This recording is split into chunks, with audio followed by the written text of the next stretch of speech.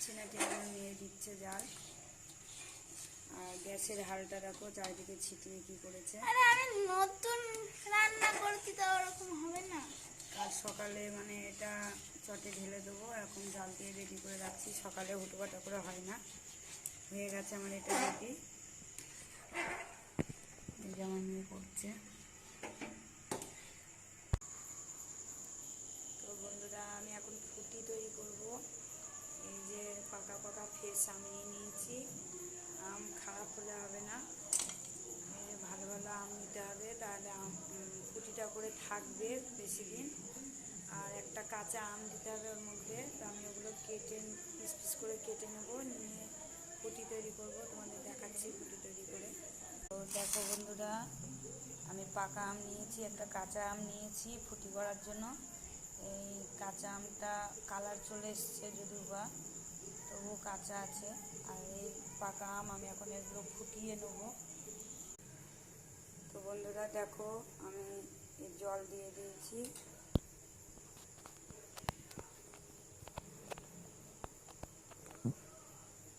জল দিয়ে আমটা এখন সেদ্ধ অবধি ছেড়ে দেবো।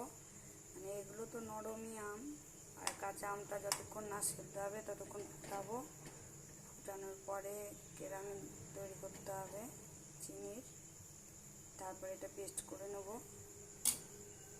তো ফুটুক এটা। বন্ধুরা এই যে আমার আম সেদ্ধ করা হয়ে গেছে, যে কাঁচা আমটা সেদ্ধ হয়ে গিয়েছে একদম।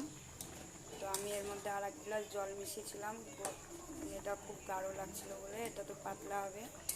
তো এটা আমি এখন ঠান্ডা করতে দেবো, দিয়ে চিনির এটা করে নেবো। তো দেখো একদম রেডি আমার, এটা একদম ঠান্ডা করে নিতে হবে। তো বন্ধুরা আমার এই চিনির রসটা হয়ে গেছে, হাতে দিয়ে দেখে নিতে হবে, চাট করলে হয়ে গেছে। তো আমার এটা একদম রেডি, এবার ঠান্ডা করে নেবো, ঠান্ডা করে নিলে হয়ে যাবে। বন্ধুরা এই যে আমার রসের মধ্যে এখন আমের জুসটা দেওয়া হবে, ফুটির মিশাবো।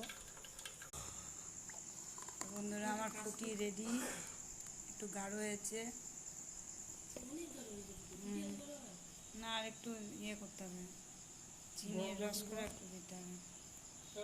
এই যে রেডি, এখন ফ্রিজে ভরতে হবে, তাহলেই খাওয়া হবে। তো বন্ধুরা আমার এতক্ষণে ফুটি কমপ্লিট হয়েছে। তো কালকে খাবো, আজকে ফ্রিজে ভরে রেখে দেবো, কালকে খেয়ে বলবো কেমন হয়েছে।